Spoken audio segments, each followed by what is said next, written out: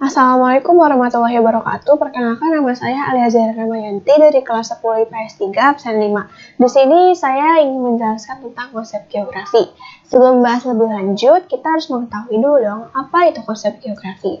Konsep geografi merupakan pengertian dasar yang menyusun batang tubuh ilmu geografi dan merupakan unsur penting dalam memahami fenomena atau kejadian geografi.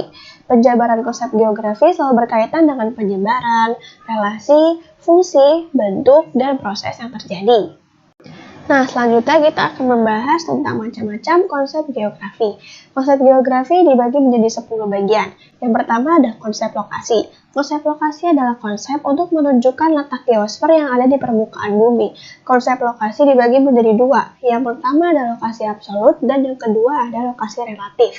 Lokasi absolut menunjukkan letak yang tetap terhadap sistem koordinat. Lokasi absolut sering dikenal dengan sebutan letak astronomis. Misalnya gambar peta di wilayah Indonesia, lokasi absolut Indonesia terletak di antara 6 derajat lintang utara sampai dengan 11 derajat lintang selatan, sampai 95 derajat bujur timur, sampai 141 derajat bujur timur. Yang kedua adalah lokasi relatif. Lokasi relatif yaitu lokasi yang dipengaruhi daerah sekitarnya. Lokasi relatif dikenal dengan sebutan letak geografi. Misalnya lokasi relatif Indonesia di antara dua benua yaitu benua Asia dan benua Australia, serta di antara dua samudra yaitu Samudra Hindia dan Samudra Pasifik. Konsep geografi yang kedua adalah konsep jarak. Konsep jarak yaitu konsep yang berkaitan dengan jarak antar objek geografi. Konsep jarak dibagi menjadi dua. Yang pertama ada jarak absolut dan yang kedua ada jarak relatif. Jarak absolut adalah jarak sesungguhnya yang ditarik lurus antara dua titik. Jarak absolut merupakan jarak tetap dan tidak dapat berubah-ubah. Misalnya jarak antara Bandung dan Jakarta adalah 270 km. Yang kedua adalah jarak relatif. Jarak relatif merupakan jarak tempuh yang menggunakan satuan waktu atau lamanya perjalanan. Misalnya jarak antara Jakarta ke Bandung ditempuh dalam waktu 2 jam melewati tol Purbalenyi.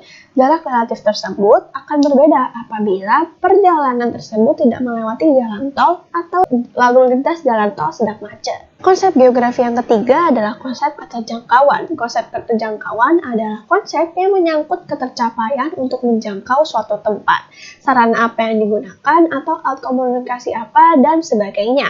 Misalnya bantuan bencana sulit didistribusikan ke lokasi terjadinya bencana karena medan yang berat. Konsep geografi yang keempat adalah konsep pola. Konsep pola yaitu gambaran fenomena geosfer seperti fenomena yang bersifat alami, contohnya aliran sungai, persebaran vegetasi, jenis tanah, dan curah hujan, maupun fenomena sosial budaya, contohnya pola pemukiman masyarakat desa dan pola pemukiman masyarakat kota. Konsep geografi yang kelima adalah konsep morfologi. Konsep morfologi yaitu konsep yang menunjukkan bentuk muka bumi sebagai hasil tenaga endogen dan eksogen yang membentuk dataran tinggi, dataran rendah, dan pegunungan. Misalnya daerah selatan, daerah istimewa Yogyakarta merupakan daerah perbukitan kapur atau karst.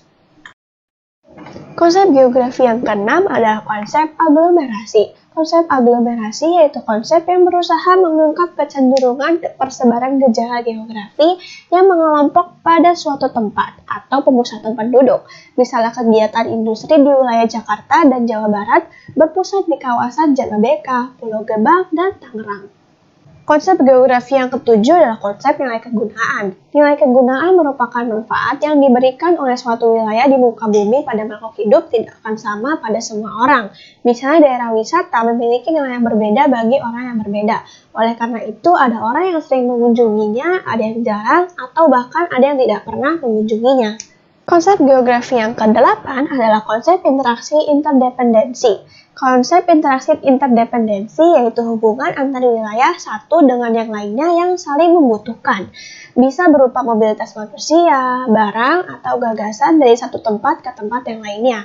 Misalnya desa sebagai pemasok tenaga kerja dan kota sebagai pemasok bahan produksi untuk desa.